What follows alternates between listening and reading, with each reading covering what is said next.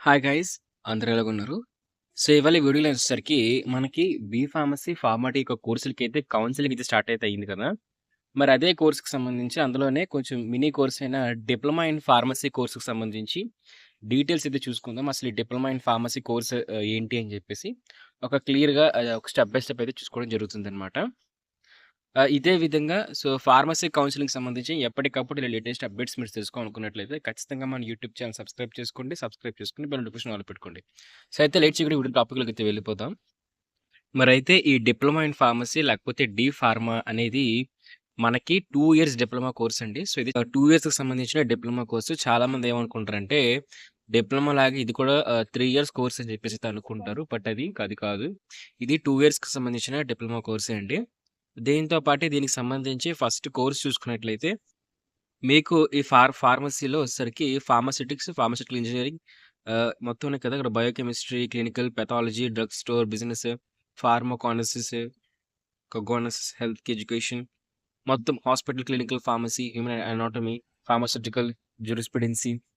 So, ఈ విధమైన subjects అయితే మాత్రం మీకు డిప్లొమా ఇన్ ఫార్మసీలో అయితే మీకు 2 ఇయర్స్ అయితే ట్రైనింగ్ అయితే ఇస్తారు. సో, 2 ఇయర్స్‌కి సంబంధించి. మరి ఇక మీకు కెరియర్ ఆపర్చునిటీస్ అయితే ఈ విధంగా అయితే ఉంటాయి ఫ్రెండ్స్. ఇక్కడ మీరు ఫార్మసీకి సంబంధించి సేల్స్‌లో కానివ్వండి, ప్రొడక్ట్ మేనేజ్‌మెంట్‌లో కానివ్వండి, లేకపోతే మీరే కొంచెం ఏదైతే ఫార్మసీ కంపెనీస్ అయితే ఉంటాయో, సో, అందులో మీకు మంచి ప్లేస్‌మెంట్స్ అయితే ఉంటాయి. సో, మీరు రకరకాల జాబ్ రోల్స్‌లో అయితే మాత్రం మీకు కాలేజీ ప్లేస్‌మెంట్స్ తగ్గినట్టు జాబ్ రోల్స్‌కైతే ఎళ్తారు. సో, మీరు మాక్సిమం ఏంటంటే ఈ యొక్క డ్రగ్స్‌కి సంబంధించి ఏవైతే ఫార్మసీకి సంబంధించి ఉంటాయి కదా! సో, వాటికి సంబంధించి జాబ్ రోల్స్‌లో అయితే ఉంటారు. ఓకేనా? సో, మీకేంటంటే డిప్లొమాటిక్ లెవెల్‌లో ఏంటంటే ఈ యొక్క ఫార్మసీ యొక్క ఏవైతే ఉన్నాయో సబ్జెక్ట్స్ వాటి కోసం అయితే థియరీ గాని లేకపోతే ప్రాక్టికల్ గాని ఇవ్వడం జరుగుతుందనమాట. ఓకేనా? సో, మరి దీనికి ఎవరు ఎలిజిబుల్ అన్నట్టు చూసుకున్నట్లయితే డిప్లొమా ఇన్ ఫార్మసీ 2024, 2025కి సంబంధించి ఇది అఫీషియల్ నోటిఫికేషన్.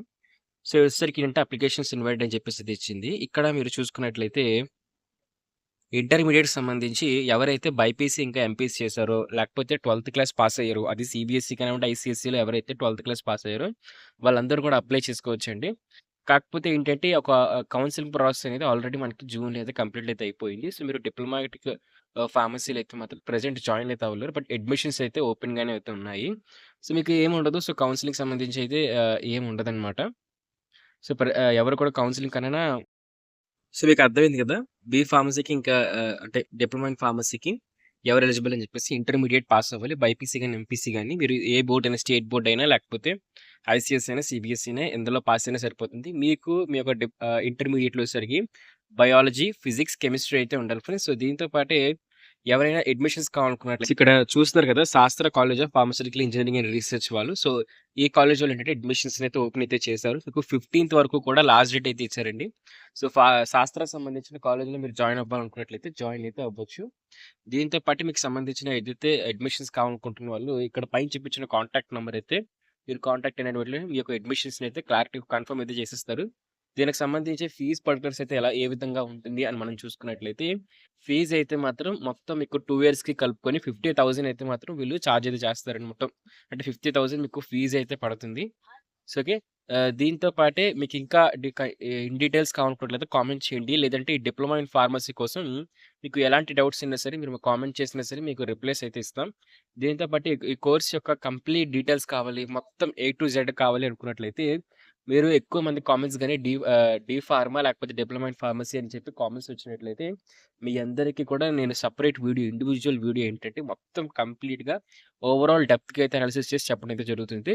బట్ ప్రెజెంట్ ఏంటంటే అడ్మిషన్స్ కోసం అయితే నేను మీకు ఎక్స్‌ప్లెయిన్ అయితే చేశాను. సో, అడ్మిషన్స్ అయితే ఓపెన్‌లో అయితే ఉన్నాయి. 15థ్ లోపు అయితే ఎవరైనా సరే అడ్మిషన్స్‌లో జాయిన్ అయితే అవ్వచ్చు.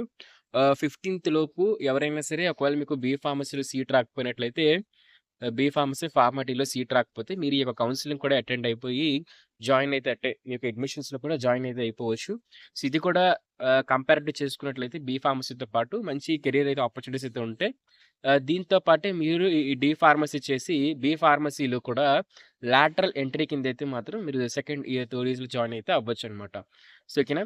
ఇదే ఫ్రెండ్స్ మొత్తం అప్డేట్. సో, మీకు ఓవరాల్ డీటెయిల్ కావాలనుకున్నట్లయితే చెప్పాను కదా! Very simple thing. మీరు కామెంట్ చేయండి. కామెంట్ చేస్తే నేను మీ అందరికీ రిప్లైస్ అయితే ఇస్తాను. డౌట్స్ ఉంటే. ఎక్కువ కావాలి అనుకున్నట్లయితే ఇన్ డెప్త్ నాలెడ్జ్ కావాలి దీనికోసం అనుకున్నట్లయితే ఎక్కువ మంది కామెంట్ చేస్తే ఒక 50 కామెంట్స్ వచ్చినా సరే నేను మీ అందరి కోసం దీనికోసం ఒక సెపరేట్ వీడియో, ఇండివిడ్యువల్ వీడియోని చేసి పెట్టడం జరుగుతుంది. Thank you friends. Bye. So, ఇలాంటి మరిన్ని ఫార్మసీ రిలేటెడ్ వీడియోస్ కోసం మన యూట్యూబ్ ఛానెల్ సబ్స్క్రైబ్ చేసుకోండి. సబ్స్క్రైబ్ చేసుకొని బెల్ నోటిఫికేషన్ ఆల్‌లో పెట్టుకోండి. Thank you friends. Bye by.